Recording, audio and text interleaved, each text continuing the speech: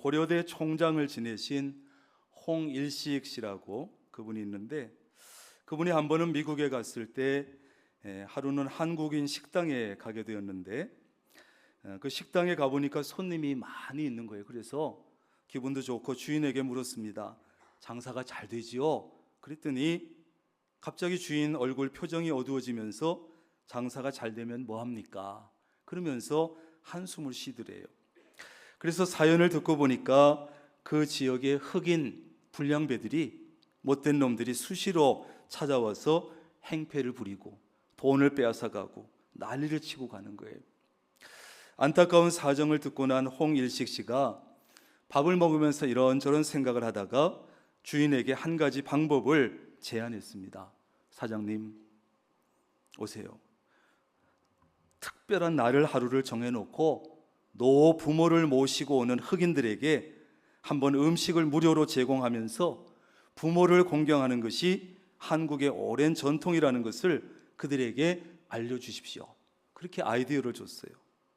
근데 좋은 아이디어를 줬지만 생각해 보니까 그 못된 놈들이 험상 굳은 그 흑인들에게 그런 방법이 통하겠나? 그래가지고 이 주인의 반응은 시큰둥했습니다. 그러다가 몇 년 후에 다시 홍일식 씨가 미국을 방문하면서 그 음식점을 다시 찾아가 봤대요. 그랬더니 그때 그 음식점 주인은 밝은 얼굴로 이분을 반갑게 맞으면서 그동안 있었던 일들을 자세히 얘기해 주는데, 흑인들의 횡포가 날로 심해지니까 이 주인은 그저 자포자기하는 심정으로 마지막 방법 쓴다는 생각으로 이 홍일식 씨의 제안을 그대로 해봤대요. 그래가지고 포스터를 제작해서 붙이고 광고를 내걸고 널리 그 행사를 홍보했는데, 행사 당일이 되자 정말 식당 안에 노부모를 모시고 온 흑인들로 꽉꽉 찼다는 거예요. 그래서 약속대로 무료로 음식을 제공했고 그 반응은 엄청나게 좋았다는 거예요. 그래서 내가 앞으로도 이걸 정기적으로 하려고 그런다고 그래요. 이 일이 있은 후에 흑인들의 행패가 사라진 것은 물론이고, 다른 동네 흑인 놈들이 와서 행패를 부리면 이 지역 동네 흑인들이 나서 가지고 가게를 지켜주고 사장을 보호해주고 그러더라는 거예요.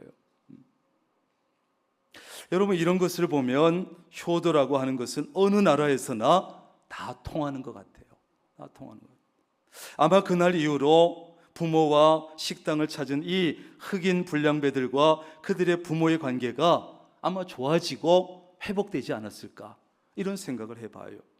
이 이야기를 통해서 흑인 불량배 못된 놈들도 자기 부모에게 그래도 효도하고 싶어 한다는 것을 알 수 있고, 형평상 자기는 효도하지 못해도 자기 부모에게 잘하는 사람에게는 호의적이라는 것도 알 수 있고, 또 자기 부모는 물론이고 사업상 유익을 위해서라도 남의 부모에게 잘하는 사람은 복을 받는다는 사실도 알 수 있고, 저는 이 얘기 속에서 몇 가지를 생각했어요.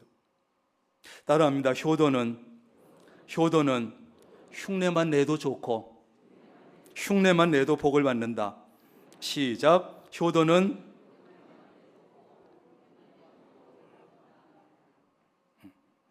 뭘 따라하지도 못하는데 뭘 하겠어요. 효도는 흉내만 내도 좋은 것이고 흉내만 내도 복을 주시는 거예요. 여러분, 성경에 억지로 십자가를 지고 갔는데도 하나님께서 그와 그의 후손들에게 복을 주셨어요. 억지로 했는데, 억지로. 여러분, 효도도 억지로 하더라도 하나님은 그것을 보시고 복을 주실 줄로 믿습니다. 유대인들은요, 율법을 정리하면 613가지라고 그랬어요. 이 613가지 율법을 두 가지로 크게 나누면 하지 말라고 하는 부정문이 365가지, 365가지, 하라는 긍정문이 248가지가 된대요. 이 긍정문 248가지는 사람의 뼈의 수래요.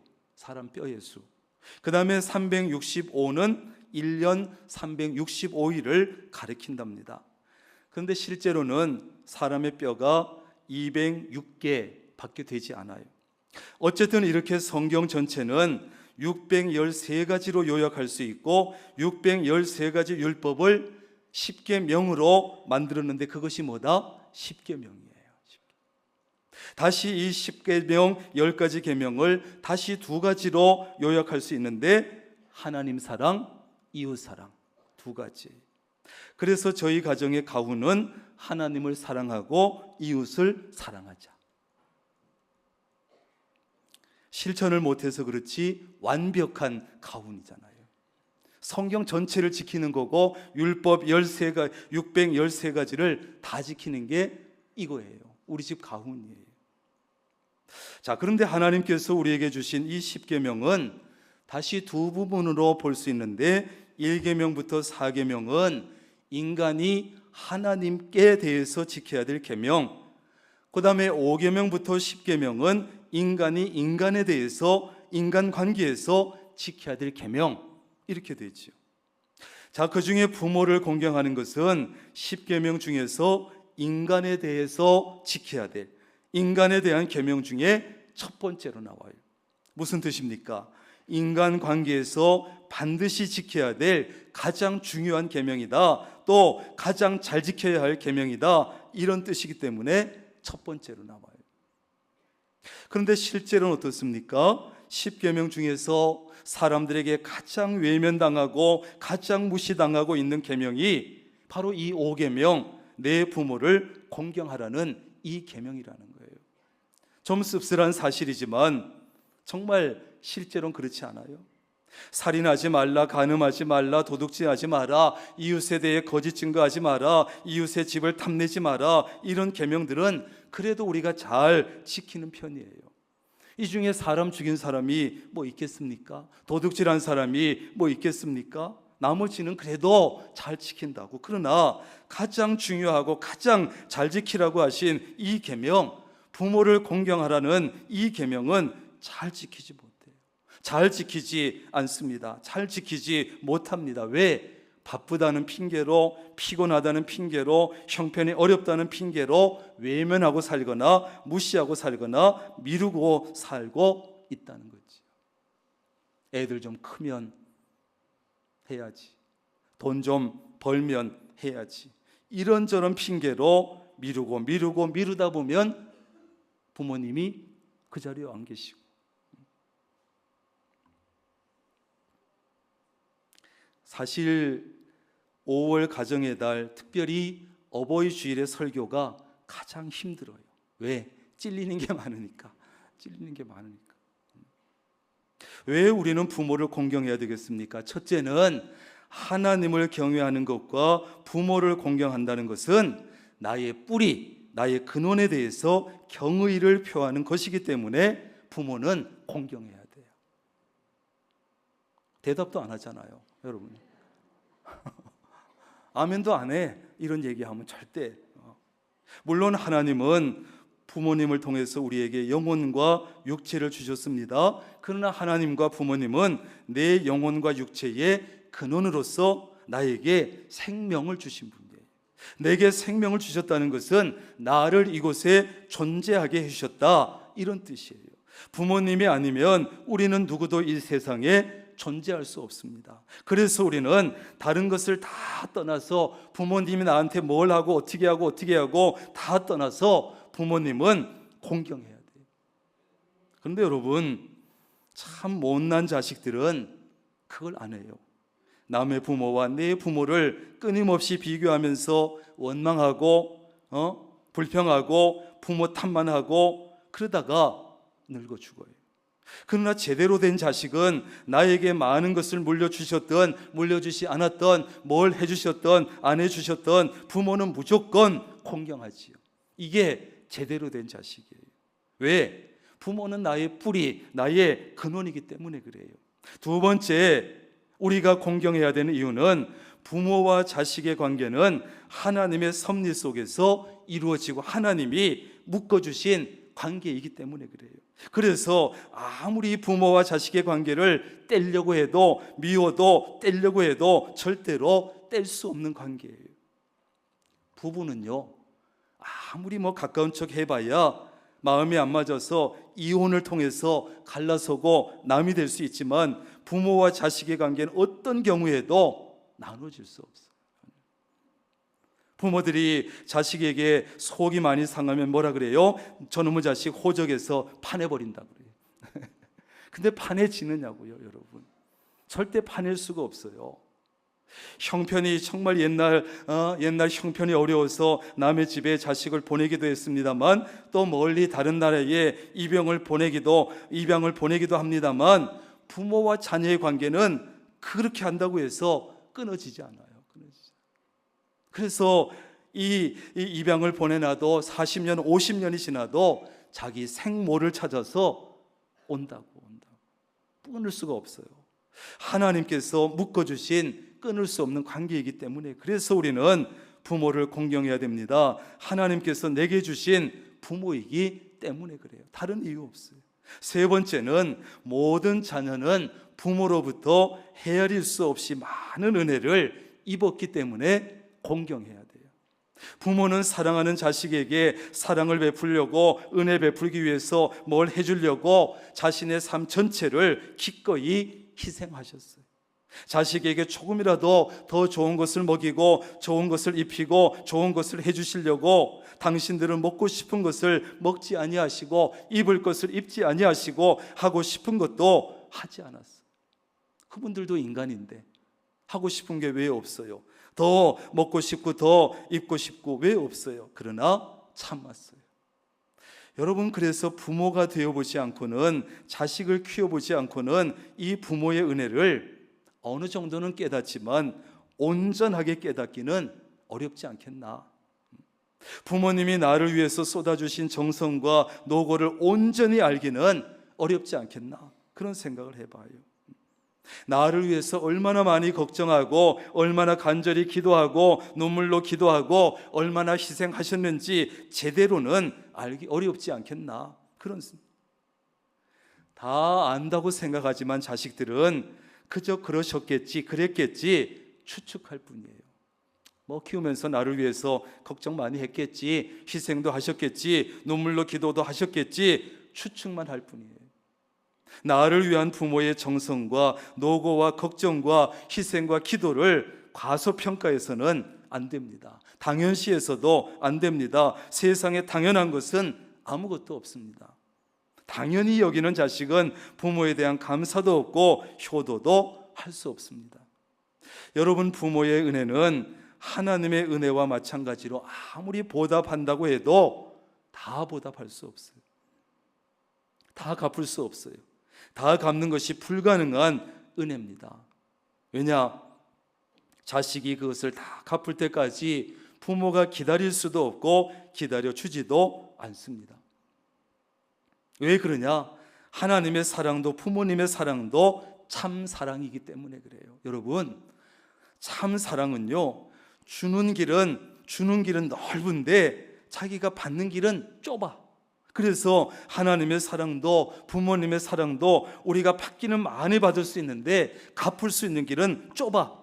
기회가 많지 않아. 다 갚을 수가 없습니다. 다만 자식이 부모의 은혜를 좀 갚을 수 있는 길이 있다면, 내가 자식을 낳아 기르면서 부모로서 자식에게 은혜를 베푸는 것으로 좀 대신할 수 있을지 몰라요. 자, 그런데 요즘에 보면 자기 자식한테는 하나밖에 없어, 둘밖에 없어서 그런지 지나칠 정도로 자식에게 잘하는데, 자기 부모에게는 지나칠 정도로 못하는 자식들이 많습니다. 먼저 부모님이 살아 계실 때는 최선을 다해서 부모에게 잘해드리고, 부모에게 하다가 미처 해드리지 못하고 돌아가시면 그것을 자녀에게 해야 되는데, 아직 부모님이 멀쩡하게 살아 계시는데 제대로 하지 않으면서 자녀에게만 잘해서는 안 됩니다. 아마 요즘 젊은 부모들이 자식에게 하는 것의 반만 부모에게 해도 효자 소리 다 들을 수 있을 거예요. 자녀를 그 끔찍히 생각하는 그 자기 마음이 어떻게 하든지 자녀에게 잘해주려고 하는 그 나 자신의 마음과 나를 바라보면서 부모님을 생각해야 돼요. 나의 부모도 나에게 그랬겠지, 그렇게 해서 나를 키웠겠지 생각하면서 부모를 더 공경하고 더 잘해드려야 돼요. 우리가 자식으로서 여러분 어떻게 하면 부모님의 은혜를 조금이라도 갚을 수 있을까요? 한마디로 하면 자식으로서 부모님의 면류관이 되어드려야 돼요. 이거 봐요. 대답도 안 한다니까요. 이런 거는 안 할 줄 알았어요. 자식으로서 부모님의 면류관이 되어드리는 거예요. 면류관. 오늘 본문에 보면 이렇게 말씀합니다. 손자는 노인의 면류관이요. 여기 나오는 손자는 문자적으로는 아들들이라는 뜻이고 넓은 의미로 보면 후손이라고 할 수 있어요. 노인은 조상들을 가리킵니다. 면류관은 뭡니까? 본래 황제나 왕이 정복을 딱 차려입을 때 갖춰 쓰는 그 화려한 관을 얘기해요. 황제나 왕의 권위를 나타내고 존귀함을 나타내는 이 화려한 관이 면류관이에요. 얼마 전에 여러분 보신 분도 계시겠습니다만 영국에서 엘리자베스 여왕의 아들 찰스 3세 황태자 세월만 너무 오래 했지만 국왕으로 이제 즉위하는 대관식이 있었는데 비용만 1,700억이 들었어요. 놀라주세요. 예, 놀랐어요. 1,700억이 들어서 국민들 중에는 비판도 했습니다만 그날 그가 쓴 왕관은 그 왕관의 보석만 무려 444개가 박혀 있어요. 무게가 2.23kg예요. 돈을 너무 많이 들였다고 비판하는 국민도 있겠지만 그래도 그가 쓴 왕관은 영국의 자존심이고 자부심이고 자랑일 거예요. 그것이 면류관이에요. 그런데 오늘 본문에서는 후손이 조상의 면류관이다. 여러분 후손들을 보면 그 가문이 어떤 가문인지 알 수 있지요. 그래서 사람들은 그 가문의 그 가정의 후손들과 자녀들을 보면서 그 가문을 평가하고 가정을 평가합니다. 후손들이 잘 되고 훌륭하면 그 가문이 영광을 받고 존중 여김을 받습니다. 그 가정이 무시할 수 없습니다. 그러므로 후손은 조상들의 기쁨이 되고 영광이 되고 자랑거리가 돼요. 오늘 말씀의 표현대로 하면 후손은 조상의 면류관이에요. 다시 말해서 자녀는 부모의 면류관이다. 자녀는 부모의 면류관이 되어야지 부모의 수치가 되어서는 안 됩니다. 부끄러운 자녀가 되어서는 안 됩니다.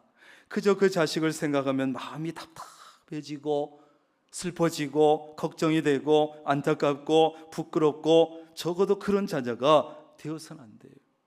누가 자식에 대해서 물어볼까 불안하고 숨기고 싶고 안 물어봐 줬으면 좋겠고 그런 자녀가 돼서 되겠습니까?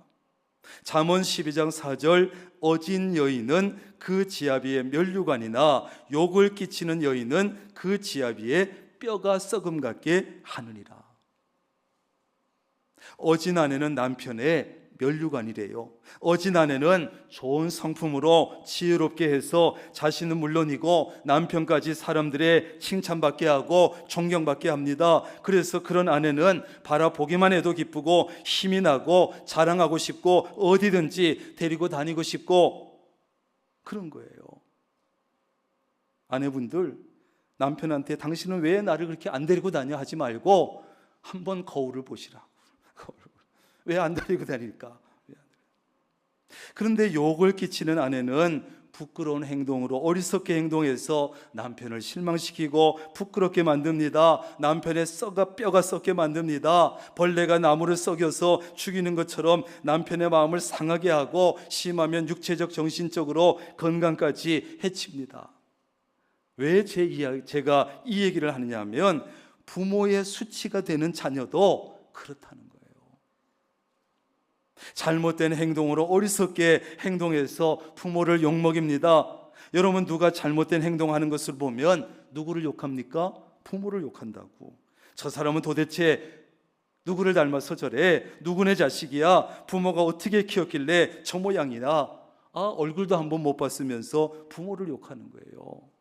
자기도 욕먹고 부모도 욕먹입니다. 사람들에게 무시당하게 만듭니다. 부모를 실망시키고 부끄럽게 만듭니다. 결국 부모의 마음을 상하게 하고 심하면 건강까지 상하게 만듭니다. 그야말로 수치가 되는 자녀는 부모의 뼈가 썩게 만들어요. 부모의 평생 짐이 됩니다. 적어도 이런 자녀는 되지 말아야 되지 않겠어요?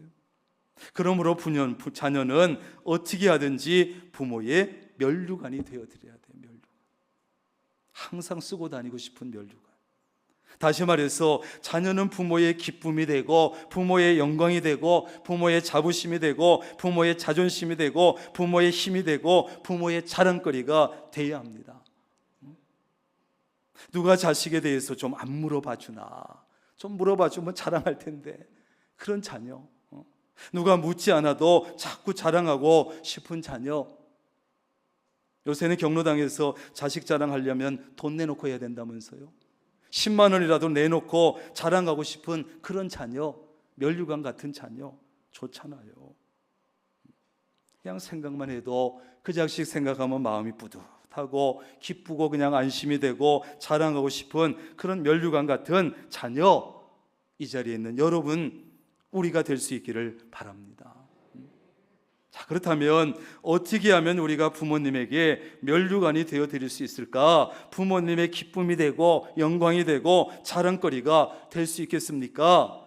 가능하면 노력해서 좋은 직장을 가지고 좋은 직업을 가지는 것도 좋습니다. 할 수만 있으면 열심히 노력해서 사회적으로 좋은 지위를 가지고 존경받는 사람이 되는 것도 좋습니다. 할 수만 있으면 경제적으로도 좀 넉넉하게 되는 것도 좋습니다. 아무래도 부모님들은 그런 외적인 것들로 통해서 또 기가 죽기도 하고 살기도 하고 어깨에 힘이 들어가기도 하고 그렇잖아요. 그러나 그것은 그렇게 될 수도 있고 노력하지만 안 될 수도 있고 열심히 노력했지만 했는데 될 수도 있고 안 될 수도 있어요. 혹시 경제적인 형편이 되지 못해서 물질적으로 넉넉히 못 해드려도 내가 할 수 있는 최선을 다하면 됩니다. 부모님과 관련해서 좀 내가 1년 중에 기억해 드려야 될 그런 날들을 기억해서 생신이나 결혼기념일이나 명절이나 기억해서 많은 것은 못 해드려도 내가 기억하고 있습니다. 보여드리면 되는 거예요. 성의를 보여드리면 부모는 안다고. 저놈이 성의를 보이는 것인지 안 보이는 것인지 할 수 있으면서 안 하는 것인지 안다고요. 부모는 그런 자식의 마음을 알고 고마워하고 감사하고. 왜? 형편을 아니까. 내가 저 녀석 형편을 아는데 그래도 뭔가 하려고 마음을 가지고 관심을 가지는구나. 작은 것만 해드려도 부모님들은요 알아서 부풀려서 자랑해 줍니다. 알아서 100만 원은 가져왔으면 200만 원 했다 그러고 알아서 부풀려서 자랑해 준다니까요. 그런데 우리는 그것도 못 해드리는 거야. 그것도 뭘 꺼리라도 드려야지.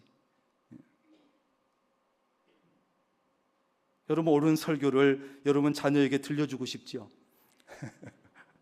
그거보다 우리가 먼저 들어야 돼요. 인간관계도 잘해야 합니다. 주변 사람들에게 진실하게 행동하고 질서도 지키고 정직하게 살고 사업하면서 직장에서 성실하게 일해야 합니다. 그래서 내 직장에서 인정받아야 합니다. 우리 회사 사장님이 내 부모님에게 자녀 잘 키워서 우리 회사 보내줘서 감사하다고 인사하고 싶을 정도로 회사 유익을 끼쳐야 합니다. 그러면 면류관 되는 거예요. 야, 어떤 부모에게 이렇게 잘 컸나 우리 직원이? 그런데 그냥 교회만 열심히 가, 교회 봉사만 열심히 해, 그러면서 회사 일은 대충 하고 손해만 끼쳐. 그러면 자기도 욕먹고 부모도 욕먹고 교회도 욕먹고 목사까지 욕먹어요.